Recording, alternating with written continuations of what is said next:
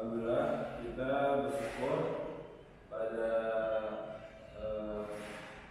malam kali ini. Kita bersyukur kepada Allah Subhanahu wa Ta'ala atas seluruh kenikmatan yang Allah telah berikan, Allah telah limpahkan kepada kita. Allah yang Maha Baik, Allah yang Maha Rahman, Allah yang Maha Rahim, Allah yang Maha Sempurna, Allah yang Maha Perkasa di dalam memberikan nikmat, di dalam nama dan sifatnya. Tidak ada keberuntungan yang paling besar yang dimiliki oleh kita selaku hamba-Nya, yang penuh dengan kekurangan, yang penuh dengan khilaf, yang penuh dengan hina dengan kita. Tapi kita beruntung bahwasanya kita memiliki Rabb yang Maha Sempurna dalam memberikan kenikmatan kepada hamba-Nya. Inilah yang menjadikan kita senantiasa bersyukur atas seluruh kenikmatan yang Allah berikan kepada kita. Karena sesungguhnya teman-teman sekalian, pada hakikatnya manusia itu senantiasa melupakan besarnya kenikmatan yang Allah telah berikan kepada kita. Hasan al-Basri ketika ditanya sifat dasar manusia itu bagaimana, beliau mengatakan bahwasanya manusia itu tidak lepas dari suatu dua sifat. Yang pertama yaitu asoib, itu sungguhnya manusia itu yang pertama adalah makhluk yang cepat dan paling detail kalau setiap menghitung ujian dan musibah yang diberikan kepada Allah Subhanahu wa Ta'ala. Kita ini akuntan ya, kalau di universitas kita ini akuntan paling hebat, akuntan paling handal dalam menghitung setiap ujian dan musibah yang Allah berikan kepada kita.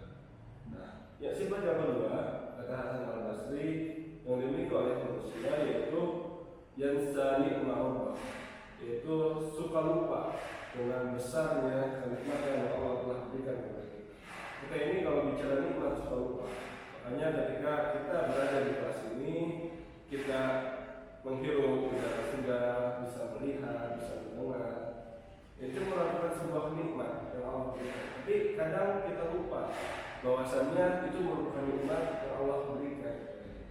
Makanya Ibnu Taimiyah ketika menjelaskan, karena saking banyaknya dan saking mudahnya kita memperoleh kenikmatan, akhirnya kita lupa bahwasannya kenikmatan-kenikmatan yang kita peroleh merupakan bagian dari ketetapan yang Allah berikan kepada kita.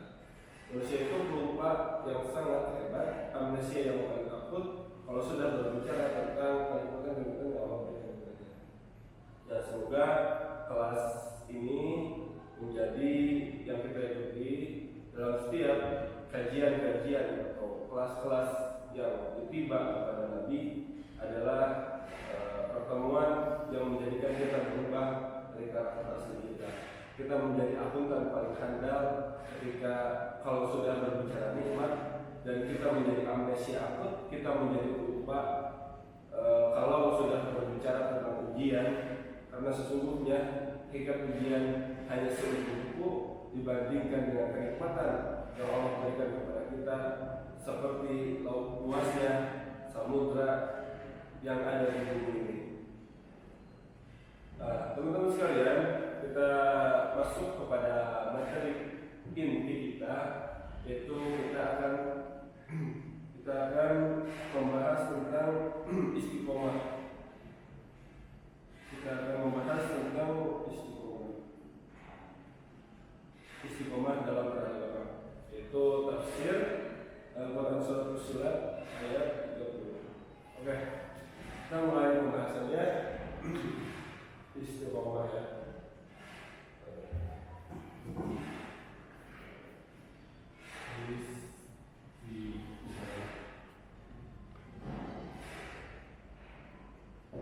Nah, kita akan membahas apa itu istiqomah dan juga definisinya, dan juga nanti ada tafsir yang mengenai istiqomah ini dalam beragama.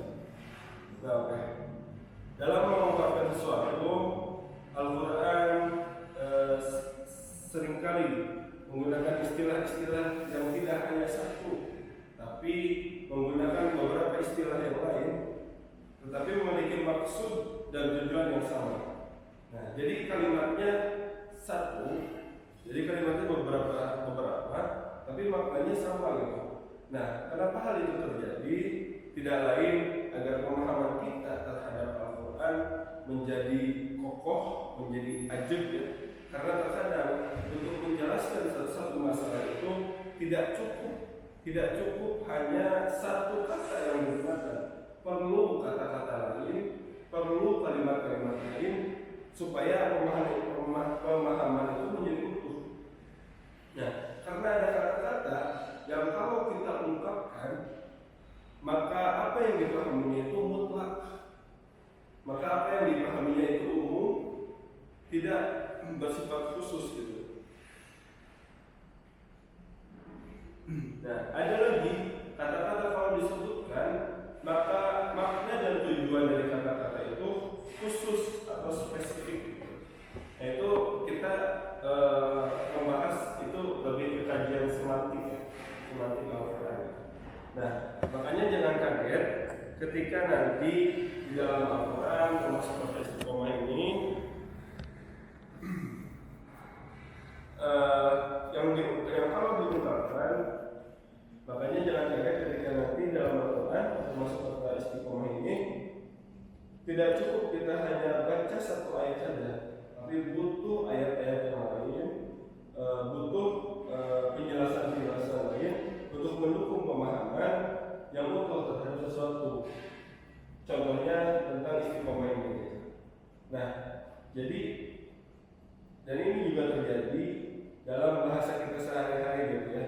Dalam bahasa kita sehari-hari, contohnya kita berada di bahasa Sunda ya. Kalau dalam bahasa Sunda itu ada kalimat contohnya labuh, kayak tikus lu, kayak ngajungkang, ngajungan, mungsep, iserule dan yang lainnya. Itu kan satu berbeda-beda kalimat, tapi tujuannya sama gitu. Apa itu? Yaitu apa? Jatuh ya. Jatuh. Jadi 6 kata yang tadi saya sebutkan itu merupakan berbeda-beda macam, tapi satu tujuan, yaitu jatuh ya gitu.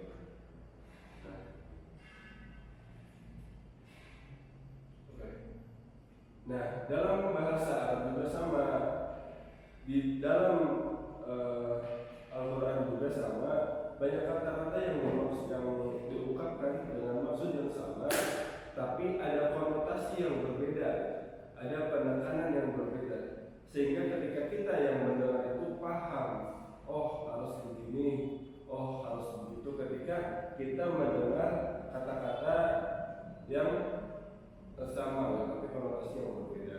Gara-gara apa? Gara-gara kata-kata yang digunakan dengan ungkapan yang berbeda. Seperti dalam Quran surat Az-Zariyat ayat 56, A'udzubillahi minasyaitonir rajim, wa ma khalaqtul jinna wal insa illa liya'budun. Dan tidaklah kami ciptakan jin dan manusia itu kecuali untuk beribadah kepada Allah Subhanahu wa taala.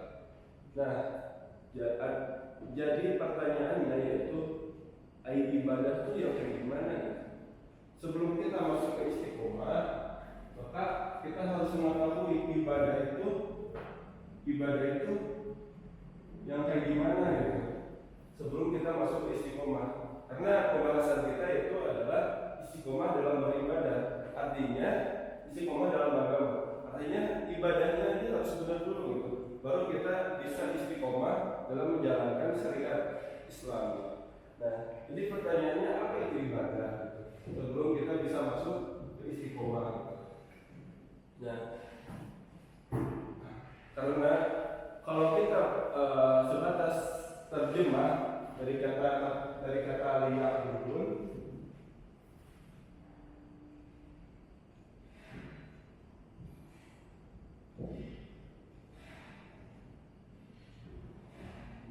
yang artinya beribadah atau menghambakan ya, kalau dalam terjemah tafsir ya. Nah, artinya menghambakan diri kepadaku, menghambakan diri kepada Allah. Nah, yang dimaksud menghambakan itu yang kayak gimana? Kan masih mutlak di sini, masih umum kata-kata menghambakan itu. Makanya ada manusia, beberapa kelompok yang lain, beliau membuat sesajen gitu. Lalu beliau membuat mereka membuat seperti kepala kerbau, lalu dilempar ke laut. Itu kan dalam rangka apa itu? Ketika mereka menjawab dalam rangka menghambakan diri gitu. Nah ini kan masih umum gitu, masih umum gitu. Seperti potong sapi, terus digali, dikubur kepalanya, dalam rangka apa itu? Ternyata mereka berkata dalam rangka beribadah gitu. Ada orang Buddha divihara ditanya beribadah, orang Kristen di gereja ditanya beribadah. Semuanya menyebut beribadah. Nah, makanya di sini perlu ada kalimat spesifik, ada kalimat yang spesifik terhadap kata liya'budu ini, terhadap kata menghambakan ini. Kalimat yang khusus supaya ibadah ini tidak seibadah-ibadahnya gitu ya. Nah, yang kayak gimana kalimat ibadah yang menunjukkan kalimat spesifik? Ternyata dalam ayat lain, salah satunya surat Al-Imran ayat 32. A'udzubillahi minasyaitonirrajim.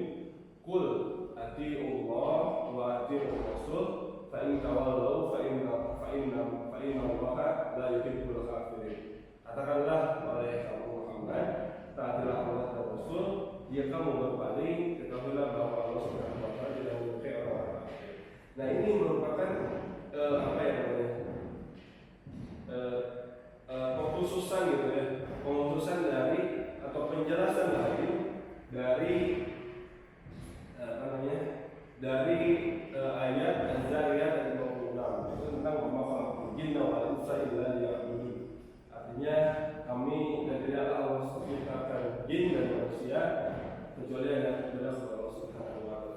Kalau dalam tafsir, karena kita berbicara tentang tafsir, maka ada tafsir yang paling baik itu ada 6 ya. Ada 6 turut tafsir, torikoh tafsir, 6 jalan penafsiran.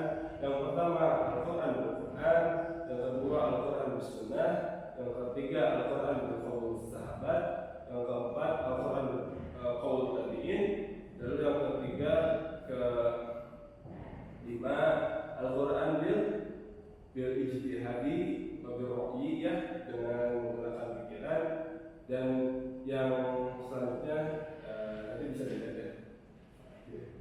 Nah itu ya. Jadi yang paling baik tafsir itu Al-Quran dan Al-Quran. Jadi memberikan pendukung penjelasan lain itu menggunakan Al-Quran. Seperti dalam surat Az-Zariyat ayat 56 didukung dengan surat Al-Imran ayat 32. Itu yang disebut menghambakan itu yaitu qul atii'ullah wa rasul. Itu taatilah Allah dan Rasul. Jadi ini ya, ibadah tadi di ayat yang lain mah kalimatnya itu bukan ibadah, tapi kalimatnya itu taat ya. Kalimat itu bukan ibadah, tapi kalimatnya taat. Artinya apa? Artinya berarti yang disebut ibadah harus taat gitu ya. Ke siapa? Kepada Allah dan Rasul. Nah, berarti kalau ada manusia yang mengaku-ngaku ibadah bukan kepada Allah dan Rasulnya, berarti itu ibadah bukan? Menurut saya, bukan ibadah ya. Karena yang dimaksud Allah. Nah, kalau kata mereka orang-orang Nasrani dan orang-orang Yahudi, mereka mengatakan ibadah. Ya udah, berarti sesuai keyakinan mereka. Tapi kalau kita sebagai orang Islam yang disebut ibadah itu harus sesuai taat gitu ya kepada Allah dan Rasulnya. Dan ternyata ibadah yang diperintahkan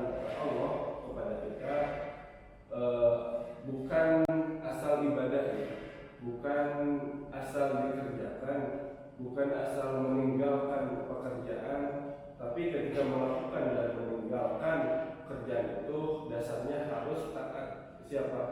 Kepada Allah dan Rasul. Makanya teman-teman sekalian,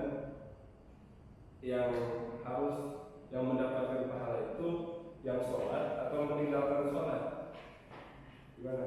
Yang sholat atau meninggalkan sholat? Nah, namun yang melaksanakan sholat. Nah, harus jelas ya. Yang dimaksud ibadah itu yang meninggalkan sholat, yang sholat. Yang dimaksud ibadah itu yang sholat. Nah, jadi yang mendapatkan pahala itu yang melaksanakan sholat. Nah, karena ketika misalnya teman-teman yang perempuan di sini ketika haid terusnya sholatnya, teman-teman yang perempuan apakah mendapatkan pahala? Nah, ketika teman-teman haid, perempuan di sini haid terus sholat, apakah mendapatkan pahala? Nah, katanya kan tadi disebutkan yang ibadah itu yang sholat ya. Nah, makanya di sini perlu kata spesifik tadi, yaitu taat. Jadi yang dimaksud ibadah itu bukan yang sholat atau yang tidak sholat, tapi yang taat kepada Allah dan Rasul, taat kepada syariat, taat terhadap perintah. Makanya ketika teman-teman perempuan di sini haid itu sholat, itu kan bukan menjadi pahala ya, tapi menjadi dosa. Makanya perlu ada kalimat taat di sini.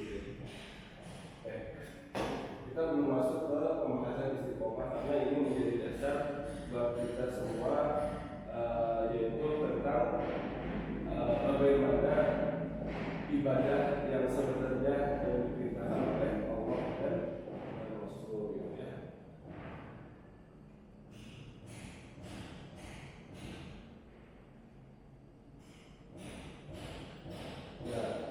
Menurut sekalian, kita akan masuk kepada istiqomah ya.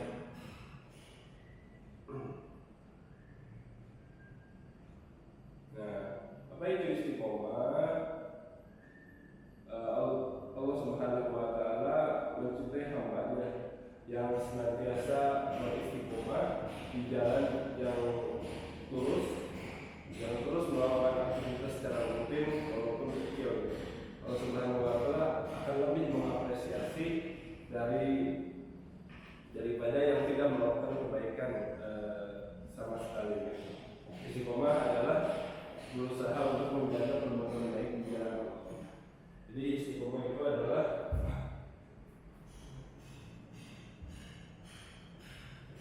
usaha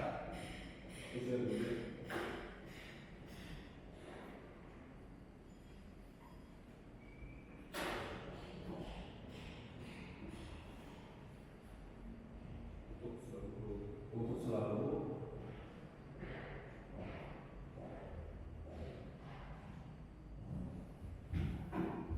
menjaga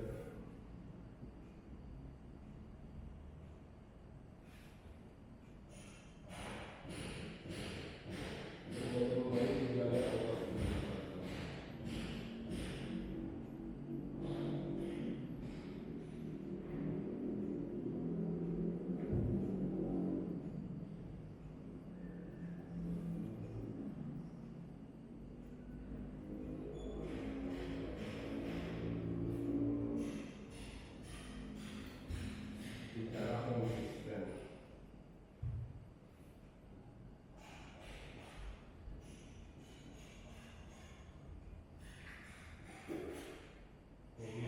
Kita harus garisbawahi bahwasanya istiqomah itu inti dari semua itu, yaitu konsisten. Karena kalau kita melihat atau mengacu pada hadis Nabi, Allah itu lebih menyukai orang-orang yang melakukan kebaikan itu meskipun kecil, tapi dia konsisten daripada orang yang melakukan kebaikan yang besar, tapi dia cuma sekali. Makanya ya penting ya, ini menjadi reminder bagi kita semua bahwasanya meskipun dampaknya kecil atau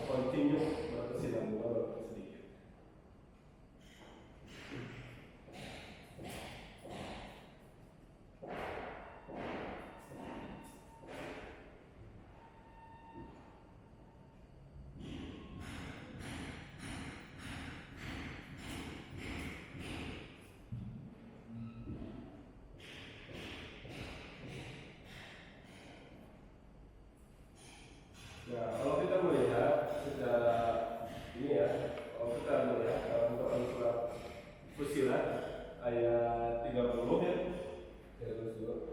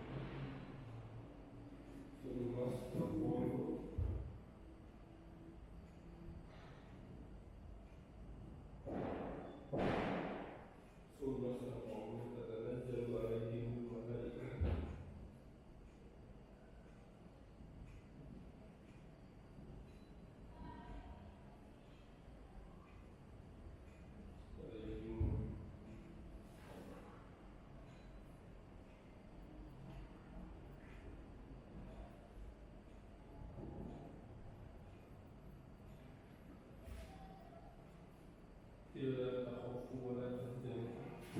Jangan lumayan ini apa?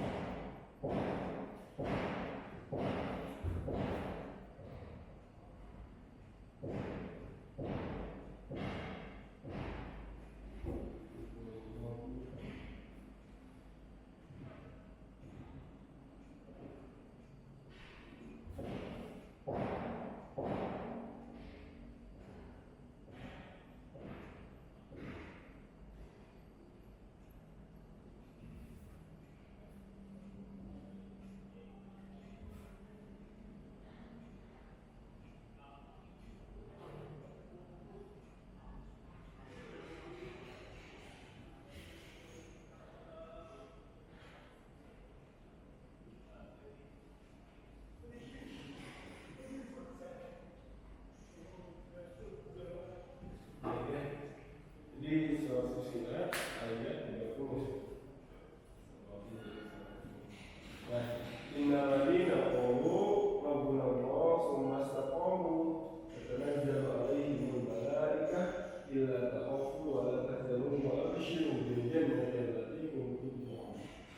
Sesungguhnya orang-orang yang innal ladzina qalu, orang-orang yang berkata rabbuna Allah, Rabb kami ya Allah, tsumma istaqamu, kemudian mereka beristiqomah, tatanazzalu 'alaihimul malaikah, kemudian akan turun malaikat, bila takhafu wa la tahzanu, mereka akan selain berkata janganlah kamu takut dan bersedih, wa abshiru bil jannah, serta bergembiralah dengan memperoleh surga allati kuntum tu'adun, dan yang telah dijanjikan kepada kamu.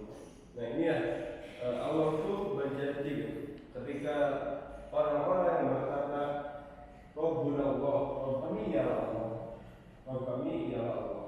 Nah, tadi yang disebutkan Rabb kami ya Allah artinya mereka beribadah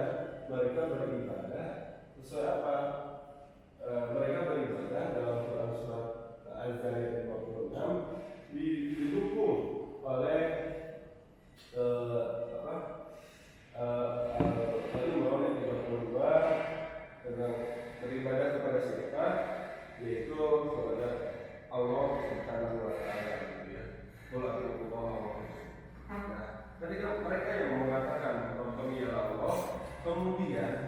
tidak cukup mengatakan bertemu ya Allah, tapi didukung dengan istiqomah, didukung dengan tetap dalam keseharian ini, didukung dengan konsisten. Istiqomah usaha untuk selalu menjaga perbuatan di jalan Allah. Jadi mereka itu orang-orang yang konsisten dalam melaksanakan ibadah, melaksanakan syariat, melaksanakan perintah yang diberikan oleh Allah Subhanahu wa taala dan ittiba kepada Nabi Muhammad SAW. Nah, lalu Allah itu menjadikan akan turun malaikat-malaikat yang mereka mereka itu berkata wala illa takhafu wala tahzanu, janganlah kamu takut dan janganlah kamu bersedih gitu ya. Ya, manusia itu ketakutan yang paling besar manusia itu atau manusia itu dua ya. Kenapa ada ketakutan dan kesedihan itu merupakan masa depan yang kita takutkan ya. Misalnya kita ini takut atau kita ini bersedih itu past tense ya. Maksudnya bersedih itu sesuatu yang sudah kita alami, makanya kita sedih. Dan takut itu adalah present, masa depan gitu. Future tense, jadi masa depan. Jadi manusia itu ada di tengah-tengah. Kalau mereka bersedih ketika mereka mengingat masa lalu yang tidak mengenakan, dan takut itu mereka sebuah masa ya, di masa depan. Kata bergembiralah dengan memperoleh surga yang telah dijadikan oleh Allah Subhanahu wa taala.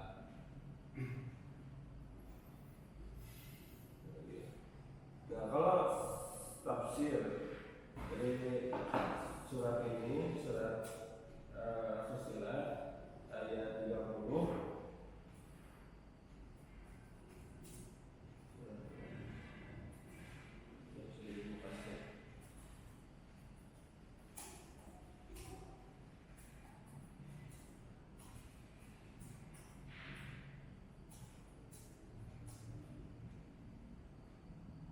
nah, kalau kita melihat dari tafsir Ibnu Katsir ayat Fussilat ayat 10, sungguhnya orang-orang yang mengatakan Tuhan kami adalah Allah, kemudian mereka menentukan pendirian mereka, yakni mereka ikhlas ya. Ibnu Katsir mengatakan yakni qala al-hafidz Abu Ya'la al-Mawsil haddatsana Jarrah haddatsana Saludi Ibni Qutaibah Abu Qutaibah As-Sa'id haddatsana Suhail bin Abi Hazim haddatsana Sabis an-Anas bin Malik wala qira'a alaina Rasulullah sallallahu alaihi wasallam hadhihi ayat innal ladina qalu rabbuna Rasulullah sallallahu qad falaha nas summa kafara aksaruhum faman qalaha hatta yamuta faqad mastaqama 'alaiha. Di pas kita awal ketika menjelaskan tentang ibadah didukung dengan Az-Zariyat 56, didukung dengan Al-Imran, itu kan merupakan thariqah tafsir menggunakan Al-Quran bil Quran. Al-Quran didukung dengan penjelasan Al-Quran. Nah, kalau yang sekarang yang tinggal lagi ini yang Fussilat ayat 30 merupakan tafsir bil maksud, yaitu artinya dari Ibnu Katsir yang diriwayatkan oleh Hafidz Al-Ghazali gitu ya. Jadi merupakan tafsir riwayat gitu ya. Itu merupakan tafsir yang kuat yang kedua setelah tafsir Quran di Quran. Dari Anas bin Malik ya, Abu Malik. Katanya dalam tafsirnya, dalam hadisnya, sungguhnya ada segolongan manusia yang telah mengucapkan, tapi setelah itu kebanyakan dari mereka kafir. Maka barang siapa yang mengucapkan berpegang teguh kepadanya hingga mati, berarti dia menentukan pendiriannya pada kalimat tersebut. Hal ini dikatakan oleh Imam Nasai dalam kitab tafsirnya, juga Al-Bazzar dari Ibnu Jarir, dari Amr bin Ali Al-Falas, dari Muslim bin Qutaibah dengan sanad yang sama, yang diriwayatkan oleh Ibnu Khatib dari ayahnya dari Falas dengan sanad yang sama. Kemudian Jarir mengatakan, telah menceritakan kepada kami Ibnu Bashar, telah menceritakan kepada kami Abdul Rahman, dan menceritakan kepada kami Sufyan dari Abu Ishaq dan dari Amir bin Sa'id dari Sa'id bin Imran, mengatakan bahwasanya pernah membaca satu ayat berikut di hadapan sahabat Abu Bakar, yaitu firman-Nya, jadi kalau innal ladina qalu rabbuna summa istaqamu, kemudian diterima. Lalu Abu Bakar mengatakan bahwa mereka adalah orang-orang yang tidak mempersekutukan Allah dengan sesuatu. Jadi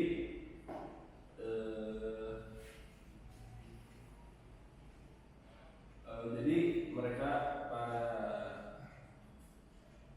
para periwayat itu membaca ayat kepada Abu Bakar, gitu ya.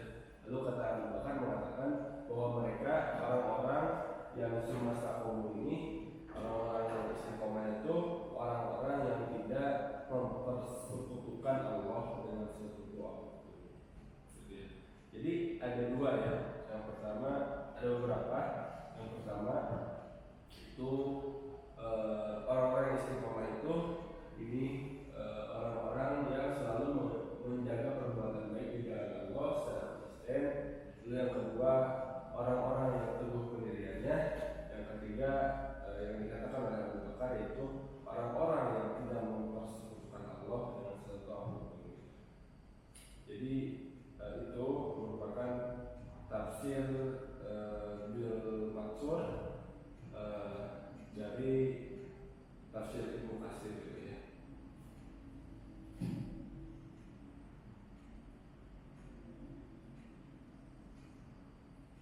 Selanjutnya, tatanazzalu alaihimul malaikah, maka malaikat turun kepada mereka yang mengucapkan itu, ya, bahwa yang dimaksud ialah di saat mereka menjelang kematiannya, para malaikat itu turun kepada mereka dan mengatakan, alla takhafu, janganlah takut. Jadi itu ya, ketika mereka menjelang sakaratul maut, lalu malaikat turun dan mengatakan, alla takhafu, janganlah kamu merasa takut, wala tahzanu, dan janganlah kamu bersedih, wa abshiru bil jannati allati kuntum tu'adun, dan bergembiralah kamu dengan memperoleh surga yang berjanji kepada kamu. Nah, para malaikat ini menyampaikan berita gembira kepada mereka akan lenyapnya semua keburukan dan memperoleh semua kebaikan. Hal ini sebagaimana yang disebut dalam hadis Al-Barra radhiyallahu an yang mengatakan bahwasannya sungguhnya para malaikat berkata kepada roh mukmin, keluarlah engkau, hai jiwa yang baik, dari tubuh yang baik, yang sebelumnya engkau huni, keluarlah engkau menuju kepada ampunan dan nikmat yang serta Tuhan yang tidak murka.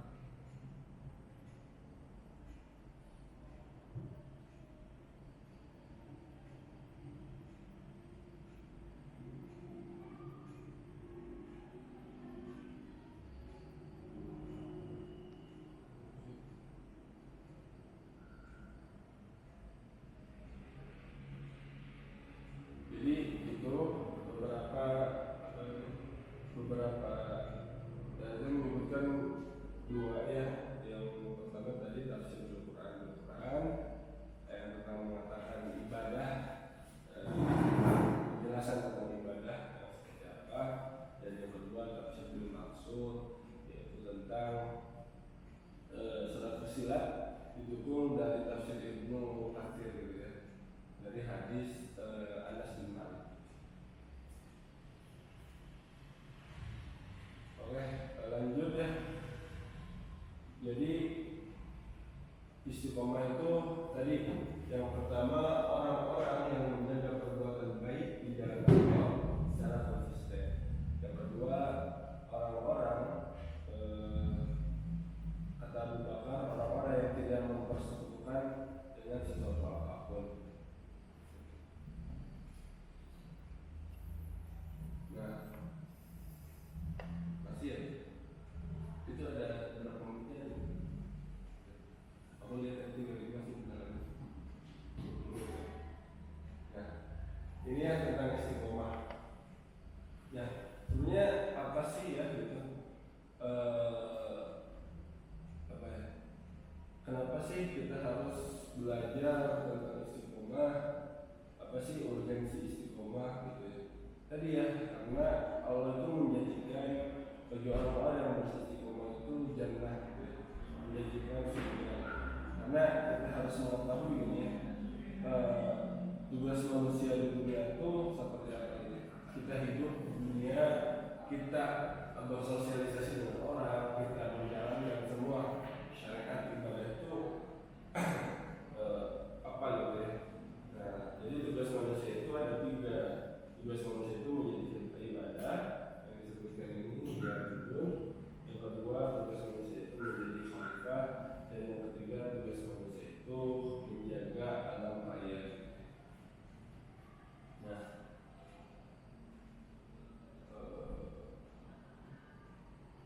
kita kembali lagi ya, karena pembahasan tentang istiqomah ini insya Allah sudah beres.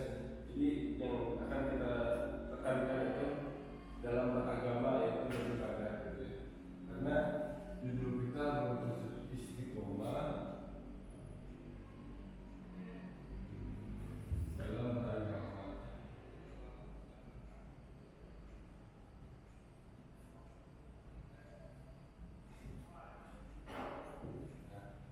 Karena yang ditekankan fondasi awal itu yaitu beribadah gitu. Sebelum kita bisa beristiqomah, kita harus bisa mengetahui ibadah kita gitu. Apakah ibadah kita sudah sesuai dengan apa yang sudah diperintahkan oleh Rasulullah SAW? Apakah kita beristiqomah dengan syariat yang keliru gitu? Sebenarnya apa yang dimaksud dengan ibadah? Yaitu ibadah itu ibadah tapi yang taqarrub ila Allah bimtisali awamiri wa jitinabi nafi. Yaitu ibadah adalah mendekatkan diri kepada Allah, taqarrub ya. Ibadah itu taqarrub. Ibadah itu taqarrub ila Allah, taqarrub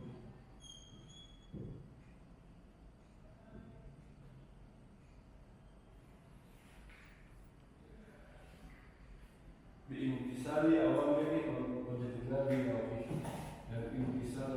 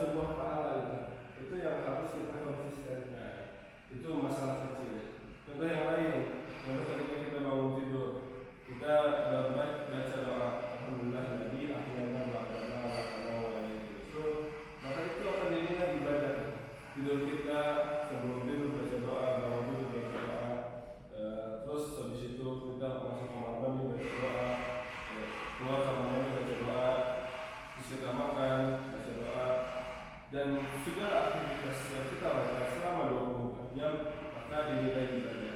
Nah, makanya tidak salah ketika Ali bin Abi Thalib mengatakan hayyana ibadah. Semua kegiatan yang kita lakukan, aktivitas kita 24 jam, maka hidup kita itu bernilai ibadah.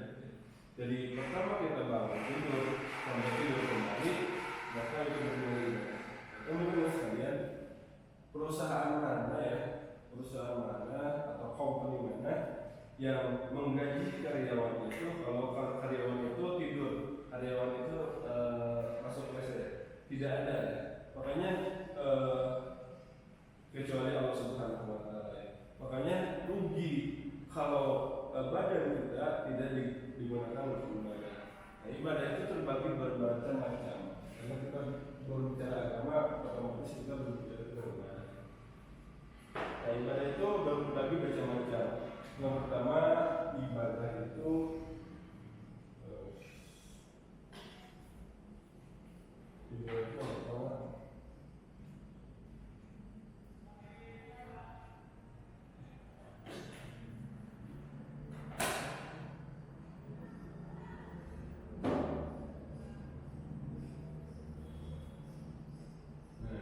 yang pertama itu ibadah badaniah. Allah menciptakan struktur badan kita didesain untuk beribadah. Bukti desain beribadah kalau kita digunakan untuk saum juga kuat. Nah, dari mulai subuh sampai maghrib kuat, tidak saum juga kuat. Apalagi di bulan Ramadan memaksakan ya buat saum itu. Karena kata Rasulullah SAW, kasih katanya, saum itu menjadi kuat. Nah, struktur badan kita itu digunakan untuk beribadah. Makanya ketika kita rukuk, ketika kita sujud, itu persendian kita kan jalan ya. Itu berarti didesain untuk beribadah gitu ya. Ya selanjutnya, melalui teman-teman sekalian, badan kita tuh milik siapa gitu ya? Badan kita itu milik siapa? Milik kita atau milik Allah? Kalau badan kita milik kita, maka jangan pernah menua gitu ya, jangan sakit gitu. Kalau badan kita milik kita, jangan sakit, jangan menua, jangan mati ya, jangan meninggal. Tapi ternyata sakit dan menua itu pasti gitu ya. Apalagi menua itu pasti. Al-mautu adna min syiraqin na'lih. Yang namanya kematian itu lebih dekat daripada tali sendal sendiri. Dan kalau badan kita milik kita, jangan meninggal. Itu kan tapi tidak mungkin, karena kematian itu pasti. Nah, saking dekatnya dengan tali sendal sendiri, sampai kita tidak pernah tahu batasannya gitu. Itu tali sendal dengan kulit kita itu kan sangat tempel gitu. Nah, itu menunjukkan kematian itu sedekat itu gitu, sedekat tali sendal sendiri. Nah, bahkan setiap harinya kita ini dibayang-bayangi dengan ancaman kematian. Bahkan kemudian kalau kita rujuk kepada hadis yang disampaikan oleh Nabi Muhammad SAW dalam riwayat Muslim, sungguhnya setiap manusia itu akan dibayang-bayangi tis'atun wa tis'una maniyatan in ahta'atul manaya waqa'a fil haram. Sungguhnya anak manusia itu ketika dia berjalan dibayang-bayangi oleh 99 ancaman kematian gitu. 99 ancaman kematian yang bisa menimpa setiap waktunya. Kalaupun ada orang yang mampu melawan 99 kematian itu, kata Nabi, dia tidak akan mampu melawan satu ancaman kematian. Tidak akan melewati yang 100. Apa yang 100? Yaitu al-haram, yaitu tua renta. Akhirnya diantarkanlah yang renta itu menuju kematian. Jadi ini hadis dari Nabi Muhammad SAW dalam Muslim, bahwasanya ketika kita berjalan, ketika kita melakukan aktivitas, ketika kita melakukan apapun,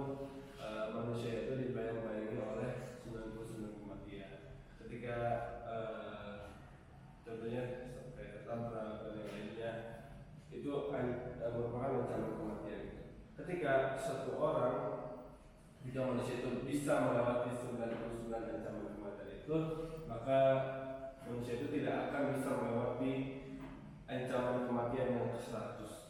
Apa itu? Yaitu al-haram, yaitu keluar renta. Nah, dan yang akhirnya yang keluar renta itu diantarkanlah kepada kematian. Jadi sama aja siklusnya. Ada yang selamat dari contohnya penyakit gula, penyakit jantung, asam urat, bahkan ada yang selamat dari kecelakaan, tapi manusia tidak akan selamat dari yang namanya tua ini, yang menjadi penyebab akhirnya menuju kepada Allah. Jadi badan kita, balik lagi, ibadah itu ada beberapa macam. Salah satu ibadah badannya, ibadah menggunakan badan. Contoh sholat, contoh baca Quran, itu merupakan ibadah badannya. Nah, karena badan kita didesain atau struktur badan kita yaitu untuk beribadah. Kita beribadah, badan kita harus beribadah, dan badan kita bukan milik kita. Badan kita milik Allah Subhanahu wa Ta'ala. Kalau badan kita milik kita, kita tidak boleh sakit, kita tidak boleh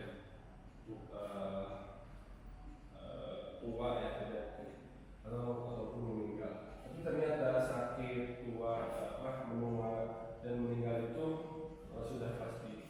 Jadi badan kita bukan milik kita. Nah, makanya dalam Al-Quran dijelaskan innal mauta alladzi tafirruna minhu, kematian yang mereka lari dari kematian, berarti jadi tidak ada yang mau ya mati. Innahu lahikum, tapi kematian bakal mendatangi kalian. Terus walaupun burujim musayyadah, meskipun kita ada berada dalam benteng yang kuat. Ya, mungkin tahan yang malaikat atau tafsir orang menjelaskan meskipun di samping kalian ada dokter yang ahli dengan peralatan canggih yang dokternya aja sama-sama mati, di mana sudah datang waktunya la yastakhiruna sa'atan wa la yastaqdimun. Apabila ajalnya telah tiba, mereka tidak dapat meminta penundaan atau percepatan saat itu. Berarti menunjukkan badan kita itu bukan milik kita, tapi milik Allah. Buktinya bakal meninggal.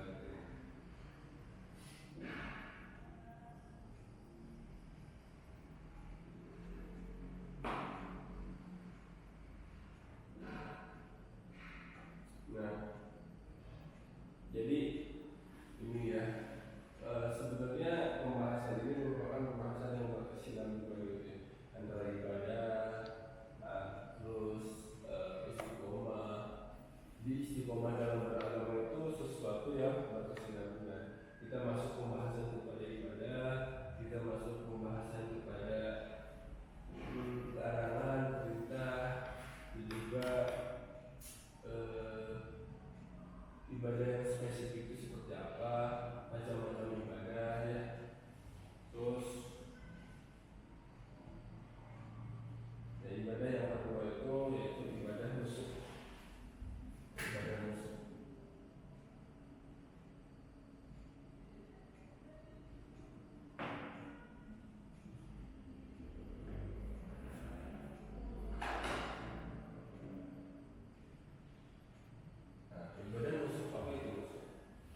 Inna sholati wa nusuki wa mahyaya wa mamati lillahi rabbil alamin. Itu ibadah nusuk itu yaitu ibadah penyembelihan ya. Ada 3 yang ibadah nusuk itu. Yang pertama yaitu akikah atau ekah. Kalau orang Sunda itu mesti 3 ya. Akikah malah jadi kullu gulamin martahna bi akikatin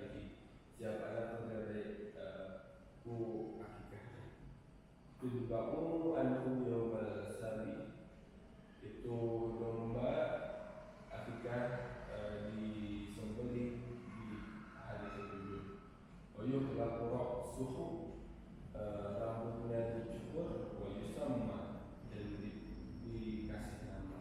Itu yang pertama ibadah suhu itu ibadah akikah. Jadi di hari ke-7 setelah lahir,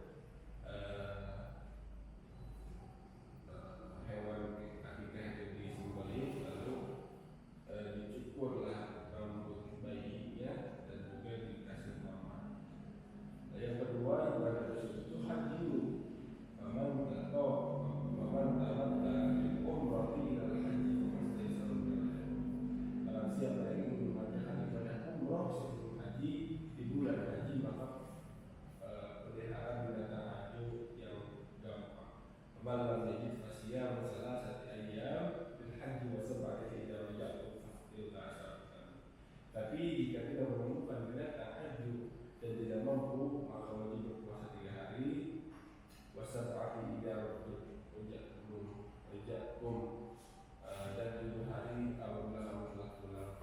Tilka asyaratun kamilah, dari 11 hari yang sempurna. Yaitu ibadah nusuk yang kedua. Ibadah nusuk yang terakhir yaitu ibadah udhiyah, ibadah kurban. Kalimat kurban lahir ketika kita Jumatan dari Abu Hurairah. Mari kita salah yang Jum'ati salah janabati. Kalau manusia mandi di hari Jumat, mandi seperti mandi junub, sumbaroni, roa, lalu dia berangkat, faka'an dan korroba badanatan, maka nilainya seperti kurban menggunakan unta. Ini hadis yang menjadi penyemangat kita ketika Islam. Nah, kalau tidak mau kurban, maka menggunakan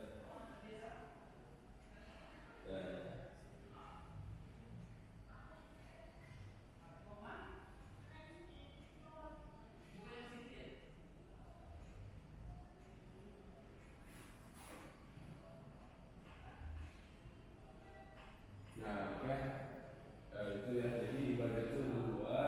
Yang pertama ibadah badaniah, yaitu ibadah badan, dan selanjutnya itu ibadah nusuk, yaitu ibadah yang menggunakan sembelihan hewan kurban, udhiyah, akikah. Itu mungkin semoga dalam pembahasan kali ini kita mampu beristiqomah. Istiqomah itu sangat berat dalam memulainya dan menjalannya dalam melaksanakan suatu perbuatan baik di jalan Allah. Saat awal melakukan bukan perjuangan lebih gitu ya, dan pengorbanan yang sangat kuat serta doa yang matang. Namun bagi mereka yang senantiasa beristiqomah dalam melakukan ibadah di jalan Allah, pintu surganya terbuka lebar tentang limpahan nikmat maupun rezeki akan menjadi ganjaran, seperti dalam ayat 30, wa absyirul jannati dan akan memberikan surga. Orang-orang yang selalu beristiqomah akan menjadi orang di surga. Kemudian apabila kita tetap beristiqomah dalam beribadah, maka tentu akan terbuka pintu hikmah meskipun sedikit dalam menjalani menjalannya. Tetapi kalau dikerjakan secara rutin dan istiqomah akan lebih baik dari 1000 kemuliaan. Allah Subhanahu wa Ta'ala memberikan kemudahan untuk kita menuju jalan Allah. Wallahu a'lam bishawab. Dan semoga dengan pembahasan kali ini kita dapat mengambil hikmah sebanyak-banyaknya tentang beristiqomah dalam hidup beragama, yaitu seperti apa sih beragama yang sebenarnya. Tentunya dalam beribadah khusus dalam beribadah itu tadi sudah disebutkan bahwasanya ibadah itu harus taat, ibadah itu harus taat. Ada orang perempuan ketika dia haid tapi dia melaksanakan sholat, padahal sholat itu penting, tapi ketika dia haid dia tidak bisa melaksanakan sholat. Maka itulah pentingnya taat, pentingnya kalimat taat dalam sebuah beribadah. Jadi taat itu bukan masalah sholat tidak sholat, tapi taat itu sesuai dengan kondisi, sesuai dengan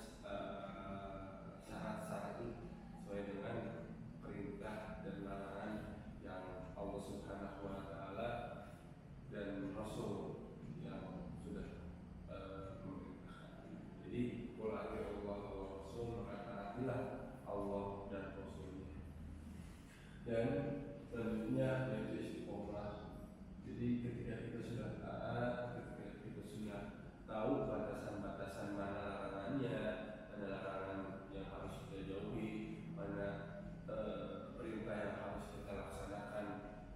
Maka akhir dari semuanya itu istiqomah, usaha untuk selalu menjaga perbuatan baik di jalan Allah secara konsisten. Jadi Allah itu lebih menyukai orang yang melakukan kebaikan meskipun kecil tapi konsisten, dan Allah daripada orang yang melakukan kebaikan banyak besar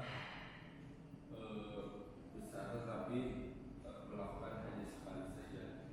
Nah, ini menjadi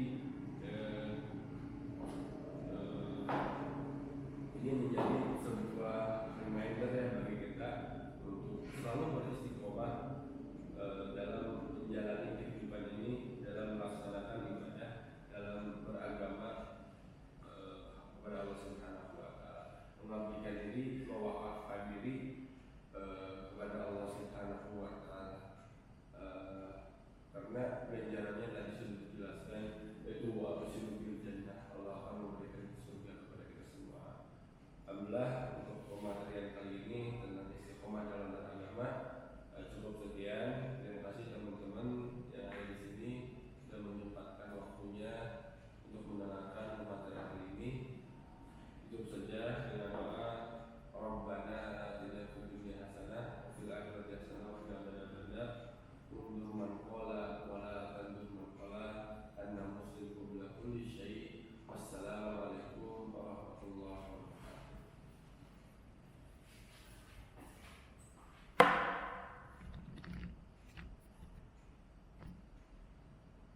Bahkan kemudian kalau kita rujuk kepada hadis yang disampaikan oleh Nabi Muhammad SAW dalam riwayat Muslim, sungguhnya setiap manusia itu akan dibayar ini tis'atun wa tis'una maniyatan in ahta'atul manaya waqa'a fil haram. Sungguhnya anak manusia itu ketika dia berjalan dibayang-bayangi oleh 99 ancaman kematian, 99 ancaman kematian yang bisa menimpa setiap waktunya. Kalaupun ada orang yang mampu melawan 99 kematian itu, kata Nabi, dia tidak akan mampu melawan satu ancaman kematian. Tidak akan melewati yang 100. Apa yang 100? Yaitu al-haram, yaitu tua renta. Akhirnya diantarkanlah yang renta itu menuju kematian. Jadi ini hadis dari Nabi Muhammad SAW dalam Muslim, bahwasanya ketika kita berjalan, ketika kita melakukan aktivitas, ketika kita melakukan apapun, manusia itu dibayang-bayangi oleh 99 kematian. Ketika contohnya sampai tertabrak dan yang lainnya, itu merupakan ancaman kematian. Ketika satu orang, jika manusia itu bisa melewati 99 ancaman kematian itu, maka manusia itu tidak akan bisa melewati ancaman kematian yang ke-100. Apa itu? Yaitu al-haram, yaitu tua renta. Nah, dan yang akhirnya yang tua renta itu diantarkanlah kepada kematian. Jadi sama aja siklusnya.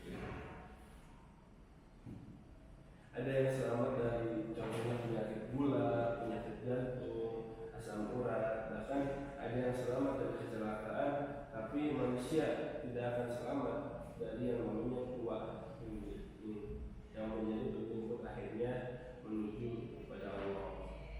Jadi badan kita, balik lagi, ibadah itu ada beberapa macam. Salah satu ibadah badannya, ibadah menggunakan badan. Contoh sholat, contoh baca Quran, itu merupakan ibadah badannya. Nah, karena badan kita didesain atau struktur badan kita yaitu untuk beribadah, kita berbagi badan kita untuk beribadah, dan badan kita bukan milik kita, badan kita milik Allah Subhanahu wa Ta'ala. Kalau badan kita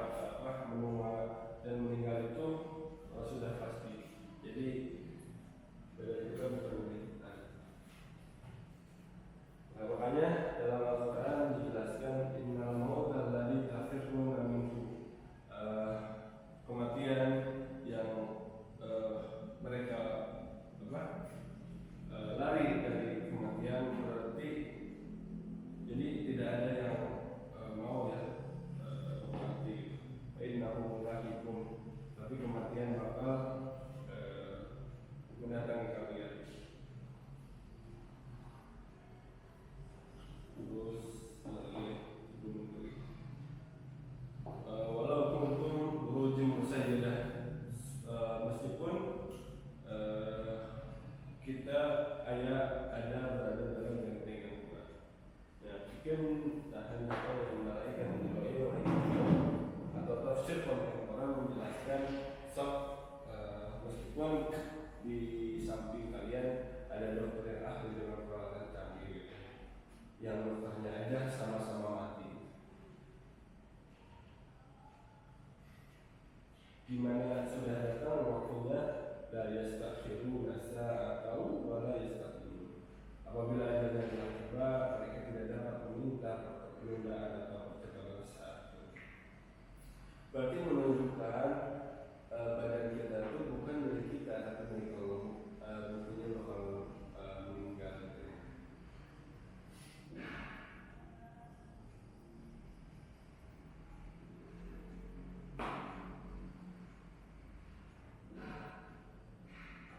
Nah, jadi ini ya sebenarnya pembahasan ini merupakan pembahasan yang berkesinambungan gitu ya, antara ibadah, terus istiqomah. Di istiqomah dalam beragama itu sesuatu yang berkesinambungan. Kita masuk pembahasan kepada ibadah, kita masuk pembahasan kepada larangan, perintah, dan juga ibadah yang spesifik itu seperti apa, macam-macam ibadah ya. Terus ya, ibadah yang kedua itu yaitu ibadah nusuk. Ibadah nusuk.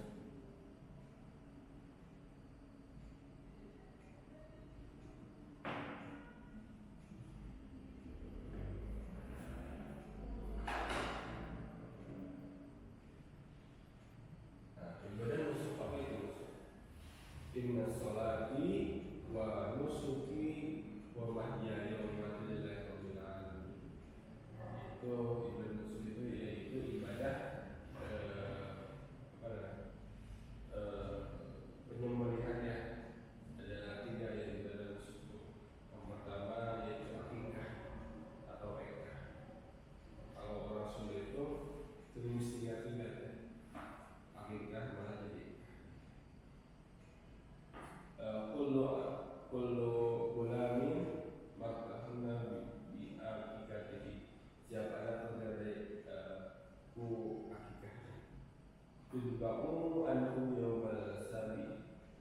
Itu domba akikah disembelih di hari ke-7. Wa yuqlaqu suhu, rambutnya dicukur, wa yusamma, dan dikasih nama. Itu yang pertama ibadah itu ibadah akikah. Jadi di hari ke-7 setelah lahir hewan akikah itu disembelih, lalu dicukurlah rambut bayinya dan juga dikasih nama. Yang kedua ibadah itu haji. Paman tamat dari umrah ila haji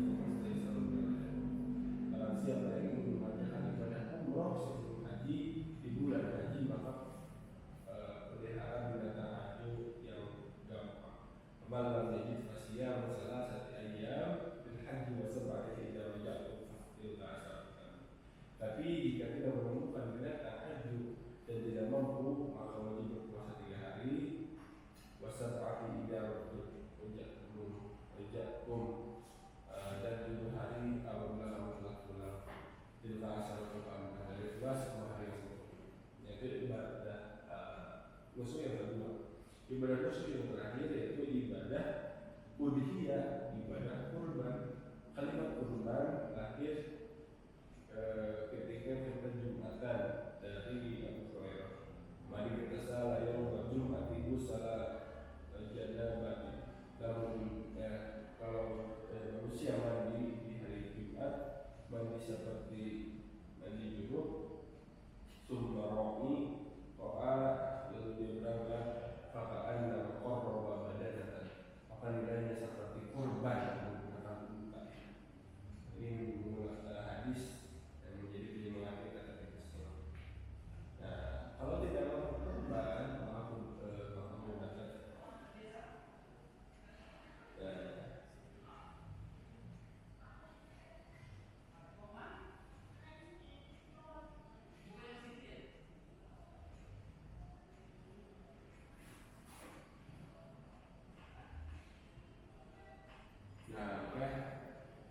ya. Jadi ibadah itu ada dua.